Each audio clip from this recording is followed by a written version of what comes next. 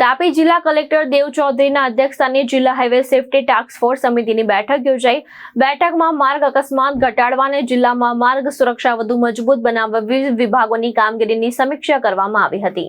કલેક્ટરે અનઅધિકૃત પાર્કિંગ સામે કાર્યવાહી નિમિત્તે પેટ્રોલિંગ વાહન પર રેડિયમ પટ્ટી તેમજ નો પાર્કિંગ ઝોનનું કડક અમલીકરણ કરવા સૂચના આપી હતી. ઓવર સ્પીડિંગ અને રોંગ સાઇડ વાહન ચલાવનાર સામે પણ કાયદેસરની કાર્યવાહી કરવા જણાવાયું હતું.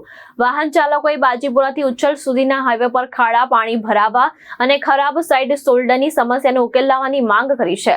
બેઠકમાં ગેરકાયદેસર દબાણ દૂર કરવા ક્વિક રિસ્પોન્સ ટીમ અને હાઈવે પર જરૂરી ઇમરજન્સી સુવિધાની ઉપલબ્ધતાની પણ સમીક્ષા કરવામાં આવી હતી.